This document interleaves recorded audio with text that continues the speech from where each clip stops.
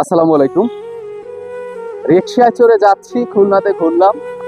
চাচা এক বৃদ্ধ রাস্তার পাড়ে দাঁড়ানো, কথা বলি, দেখা যায়। আসসালামু আলাইকুম, ভালো আছেন? আপনার নাম কি? মোহাম্মদ ইয়াসিন। মোহাম্মদ ইয়াসিন। আপনি কি চোখে দেখেন না? কফি দেখি অল্প অল্প দেখেন। তারপর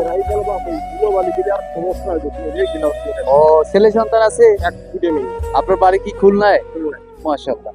আজকের ইনকাম কত? আজকে আমি একটু আগে জানি ইনকাম কত একটু দেখি আমরা, আজকে ইনকাম কত? হ্যাঁ, 30 টাকা আছে। মাশাআল্লাহ। ছেলে সন্তান সবাই বড় না ছোট? ও, যাক আলহামদুলিল্লাহ ভালো।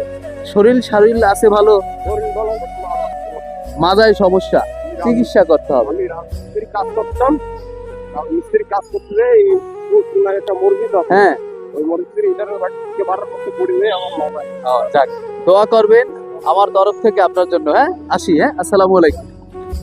আসসালামু আলাইকুম। দর্শক, পাশে আমার চাচা দাঁড়ানে, দোয়া করবেন এবং সকল অসহায় মানুষের পাশে দাঁড়ানোর তৌফিক দান করে যেন আমাকে, আমি যেন সবার পাশে থাকতে পারি। ভালো থাকবেন। আল্লাহ হাফিজ। আল্লাহ হাফিজ।